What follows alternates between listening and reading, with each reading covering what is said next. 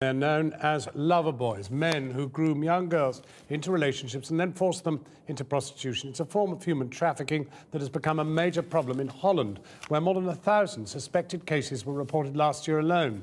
Dutch officials believe that that may be just the tip of the iceberg because so many of the victims are too terrified to go to the police. But because prostitution is legal in Holland, the authorities say there is little they can do about it. Our social affairs editor, Jackie Long, travelled there with a British father who says his daughter has fallen into the hands of the Loverboys and wants them brought to justice. Her report does contain images of prostitution on the streets of Amsterdam.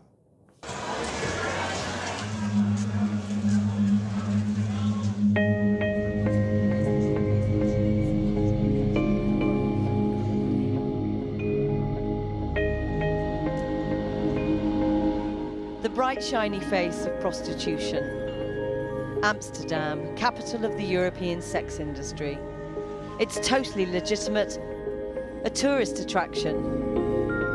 He raped me and he beat me that night. At one point I was ready to die. But through some of these windows lies a murkier world of girls groomed, beaten and brutalized into selling themselves for sex.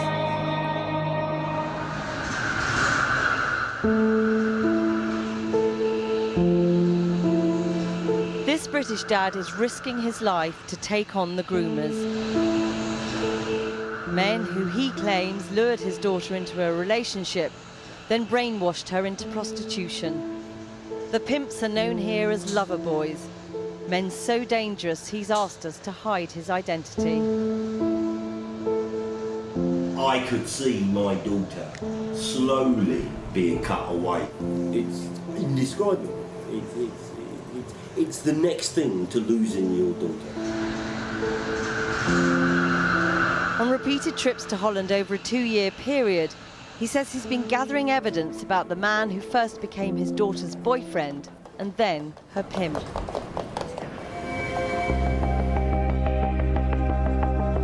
He says the man who's groomed his daughter is part of a well-known criminal family, one of whom already convicted of human trafficking, with established connections to drugs and guns.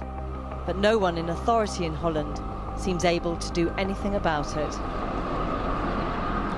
Tom says his daughter has been lured into a world that's as much about violence and coercion as it is about selling sex, that she's so brainwashed by the so-called Loverboys that he may never get her back. His focus has now shifted to the abusers. He says he's determined they shouldn't get away with it.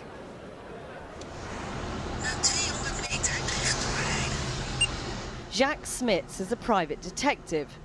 Tom hired him to find Sonia and obtain evidence against the Loverboys. 18 months ago, he tracked her down to the red light district in The Hague.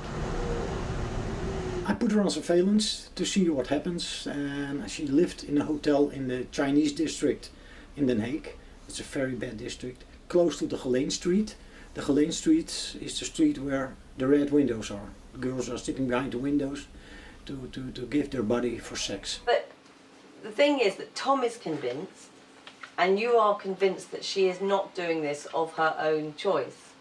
And how have you come to that? When she goes out of the hotel, directly one of these guys is there. She can't go into the supermarket by herself. Always one of these guys around. And that's the line of work for these guys. Protect her, she can't leave, she can't go out for herself, she can't run away to France, South America, whatever. Because she makes money. But last summer, Tom's daughter did escape to this safe house near Amsterdam. All the girls here have fled from Loverboys and often years of enforced prostitution. The aim is to break the physical and psychological grip of the abusers. I was 18 years old when it all started. I met a boy and I fell in love with him. Elena's story is typical. The boy she fell in love with had her raped by a group of men within weeks. From that moment on, he was in control. What you do, what you drink, what you eat, what you think, even though what you are dreaming about, they control everything. because they text message you before you go to sleep, so you take that in with you in your dreams. And as soon as you wake up? They're already there, because then you have to call them, I'm waking up now. You started to look like him, because you don't understand your own feelings anymore, but even his feelings. And then if he is angry, you start to get angry as well. If he is hurt, then you're hurt. It's like you are a clone of him. That's how you can deal with it. That's the only way to survive.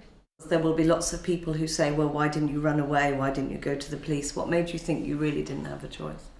He had a gun on his body, so yeah, I could run, but then he would shoot me.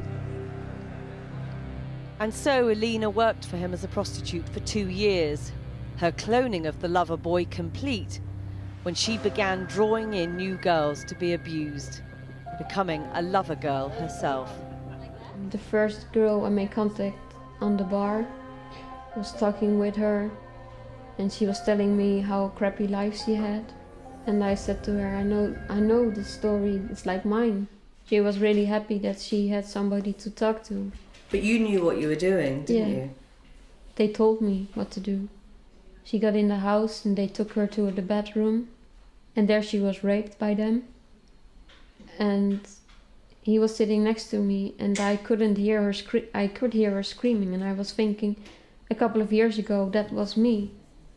And why am I not helping her? Why am I not saving this girl? The girl is in the bedroom and she is being raped the way that you were raped. Yeah, exactly. €20 geboden. Anita de Wit runs the safe house. She says Sonia stayed with her for 3 weeks, but after the lover boys threatened to take her younger sister, she left. She says Tom is right. Sonia is a victim of a dangerous criminal gang. Yeah, absolutely. Yes, definitely. He's definitely right about that, because she's not the only girl. I've seen more victims working throughout the whole country. Sonia has now vanished. Tom knows she's alive, but nothing more. The police have investigated, but say without her cooperation, they can do nothing. Jack. Leaving Tom increasingly frustrated and desperate to find justice himself. You need proof.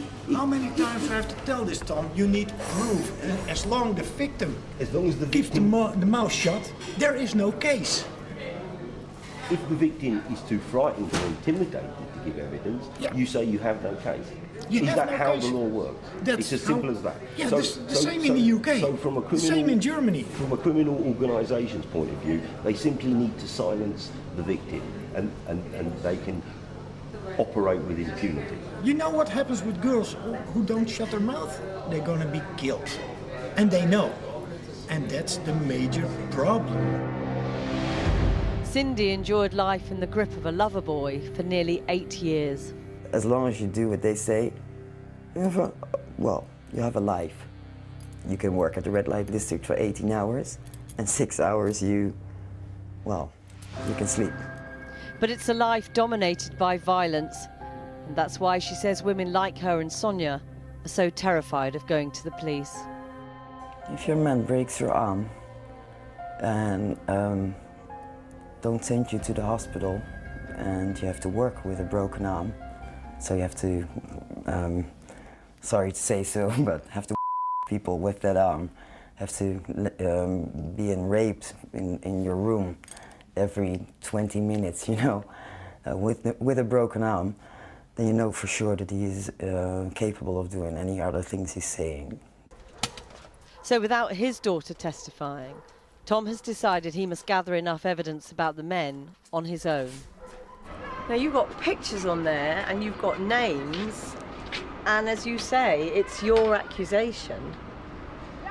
I mean, that's pretty dangerous, isn't it? It is, potentially, if these people decide to seek retribution. But the alternative is to do exactly what they want me to do, which is nothing. And I'm not a brave man. Nor a foolish one. Nor foolish, but when a man abuses your family, you've got very little choice. This is the leaflet which Tom has been posting through these letterboxes. He is offering a €10,000 reward. That's virtually every penny of his savings. And he wants information about these men, the men he is convinced have groomed his daughter. And I think he concedes it's a pretty risky strategy. This is quite an extraordinary way of tackling it as a father, as a dad. I mean, do you regard this as the actions of a desperate man? Do you think Possibly. I mean, when you say desperate, in terms of seeing no other way of getting justice, then yes. He says €10,000 for these guys, and these guys say, only 10? We say 50,000 for your head. I sure hope for Tom he doesn't end with a bullet in his head.